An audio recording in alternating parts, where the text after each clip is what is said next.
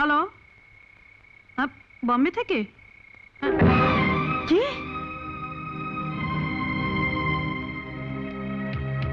ছোটদা,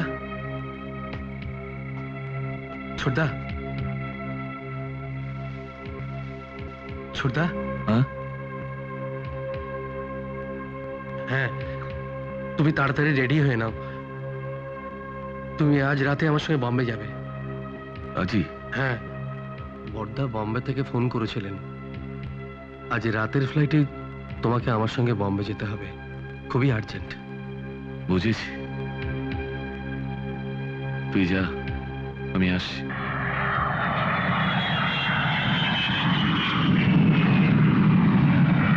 অনুশ্রী, অনুশ্রী, বোন। কি রে, কি হয়েছে? শিগগিরই কিছু খেতে দে তো, একবার শ্মশানে যেতে হবে। শ্মশানে কেন? আর বলিস না, কাল রাতে সুধা মারা গেছে। সুধা মানে ডক্টরের স্ত্রী? হ্যাঁ, অংশ কাল বম্বে গিয়ে আজ সুধার ডেড বডিটা নিয়ে এসছে।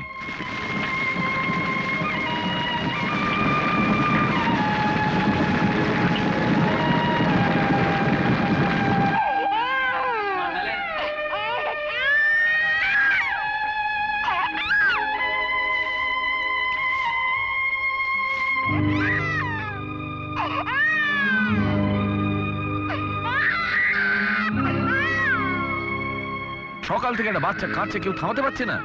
কারো কাছেই তো থাকছে না ছোটদা, কে কি করবে বলো? আমি বা কি করবো বল? এইভাবে কাঁদলে বাঁচবে একটা বাচ্চাকে কেউ? আসুন, আসুন। এই শরীরে তো না এলেই পারতেন। এই ধৃতি ভেতরে যায়। তুমি ব্যস্ত হও না, তাহলে আমি খুব কষ্ট পাবো। বসো, বসো, বসুন, বসুন। এই সময় সান্ত্বনা দেওয়ার কোনো মানেই হয় না। তুমি বিবেচক মানুষ, আমি জানি তুমি এই দুর্ভাগ্যকে মানিয়ে নিতে পারবে। নে নে নে বাবা, দুধটা খা, দুধটা খা, দুধটা খা। উফ, বাপরে বাপ, এরকম জেদি ছিল আমি জন্মে দেখিনি। উফ, এইটুকু ছেলে কি জেদ! ঠাকুর তুমি যদি পারে সামলা, আমি একবারে হাঁপিয়ে উঠেছি। আমার কাছে দিও না বৌদি, মানে আমি এদের সঙ্গে একটু কথা বলছি। মায়াকে দাও না। কি যে বলো না, আমার কাছেই থাকছে না আর মায়ের কাছে থাকবে। উফ, এইটুকু ছেলে কি তেজ! এক ফোঁটা দুধ খাওয়াতে পারলাম না। দেখো, যেমন বোতলে দুধ তেমনি রয়েছে। না বাবা, তুমি যদি পারো সামলা। আমি আর পারছি না। আরে এই তো থামছে না, আরো কাঁদছে। কি যে করি, কি করি? দেখো, শিশু তো, ওরা খুব সেনসিটিভ। মায়ের কোল পাচ্ছে না, তাই চিৎকার করে ও মাকে খুঁজছে। আসলে আসলে জানেন তো, যত দোষ ওর মায়ের। এই 6টা মাস ধরে একেবারে নিজের কোলে আগলে মানে ওটা করে দিয়ে গেছে। আর এখন তো নিজে চলে গিয়ে বেঁচে গেছে। এখন যত জ্বালা হয়েছে আমাদের। এই তো থামছে না, কি যে করি।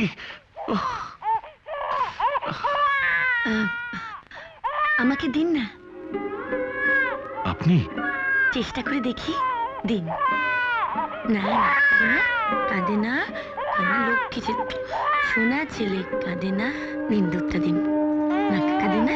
কি বলবে সবাই? খেয়ে না, খেয়ে না। এই তো, হ্যাঁ, সোনা ছেলে। কি বলবে কাঁদলে লোকে? পচা ছেলে বলবে তো, দুষ্টু ছেলে বলবে তো। হ্যাঁ, খাও লক্ষ্মী ছেলেটা, সোনা ছেলেটা। এই তো, কাঁদে কাঁদে খাও। এই তো লক্ষ্মী ছেলে।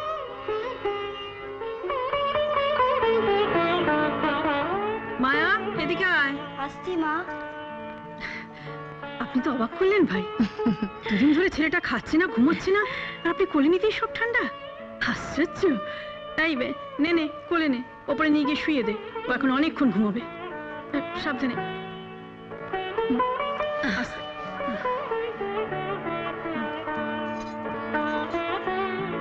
আজ আমরা চলি। আসুন। আসি ডক্টর রয়, নমস্কার। এসো বাবা। চলি, আসো। আসি মা।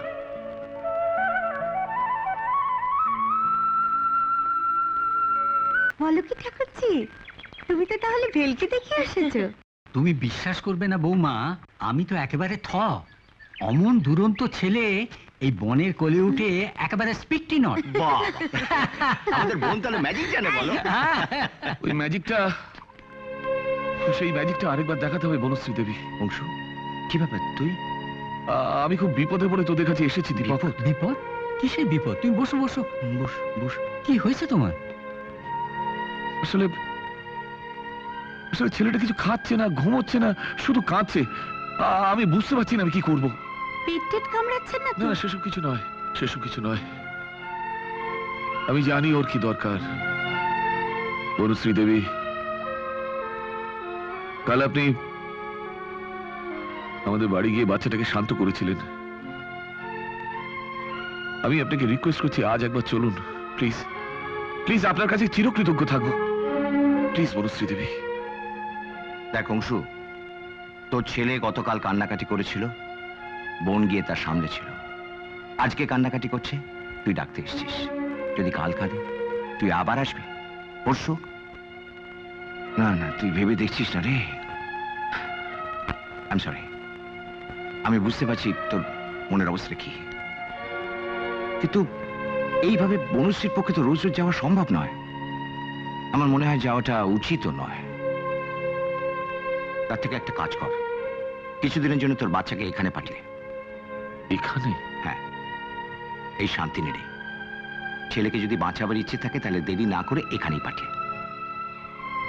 দেখ, আমার আর লোপার তো কোনো সন্তান হয়নি। তোর ছেলে না হয় আমাদের ছেলের মতোই এখানে মানুষ হবে। এই তো সোনা ছেলেটা এসেছে তো, সোনা। দেখো দেখো কি সুন্দর হাসছে, যেন মাকে পেয়েছে। একটা কথা বলবো? বলুন। কাল সারা রাত ভেবে আমি ওর একটা নাম ঠিক করেছি। কি? যদিও একটু পুরনো নাম, কিন্তু ওর বাবা অংশুমান আর মা সুধার সঙ্গে নাম মিলিয়ে আমি ওর নাম রেখেছি সুধাংশু। সুধাংশু আপনাদের দুজনের ভালোবাসার প্রতীক, আপনাদের আপনজন। নিশ্চয়ই। আজ থেকে আপনারাই সুধাংশুর আশ্রয়। কি হচ্ছে এটা?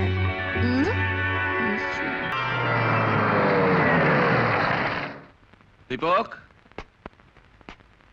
দীপক। আরে কি ব্যাপার রে, রাস্তা বলে নাকি? আয় বস। লোপা, দেখো কে এসছে। বাইরে গাড়ির আওয়াজ শুনেই বুঝেছি আপনি এসেছেন। চা খাবেন তো? না না, অত ব্যস্ত হওয়ার কি আছে, বসুন না। সুধাংশু কোথায়? ঠাকুরজির কাছে সরস্বতী ঠাকুরের বায়না ধরেছে। বাবা, বাবা, দেখে যান কে এসেছেন। আরে বাবা, বসো বসো বসো। আরে বোন, অংশু এসেছে, এক কাপ চা নিয়ে আয়। আসছে। হ্যাঁ বলো, তোমার খবর কি? খবর আর কি, বলছিলাম যে সুধাংশু তো 3 বছর বয়স হলো। হ্যাঁ, 3+ জানিস, ভাবছি বেটাকে কাছাকাছি একটা নার্সারি স্কুল আছে, দেব ভর্তি করে। দীপক, আমি কিন্তু একটা অন্য কথা বলতে এসেছি। বল। বলছিলাম যে সুধাংশু তো 3 বছর বয়স হলো, ভাবছি এবার ওকে এখান থেকে নিয়ে যাব।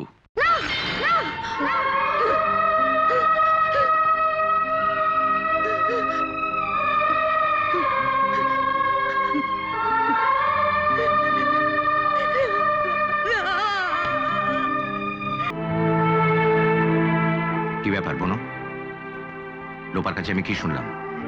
এই ছেলে মানুষই করছিস, জানিস এটা সারা জীবনের ব্যাপার। আমি জানি দাদা, জানি, কিন্তু সবকিছু জেনে শুনেই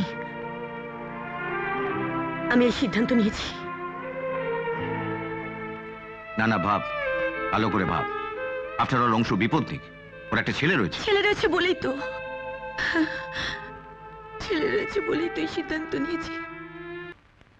এটা কি পাগলামি নয়? হ্যাঁ, সাধারণ লোক তাই ভাববে, কিন্তু আমি আমার বোনকে চিনি। ও অসাধারণ।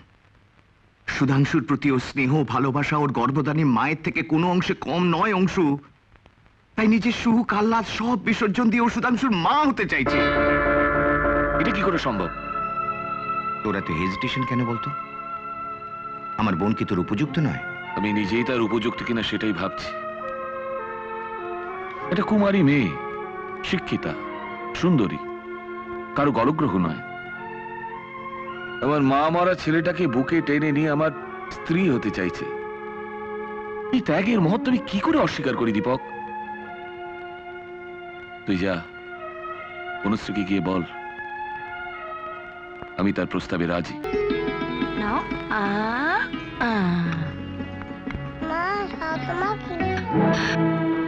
এসব কথা তোমাকে কে বললো? দিদি, না না বাবা, ওসব বাজে কথা, মিথ্যে কথা। আমি তোর মা। আমি মারে তোর জনম জনম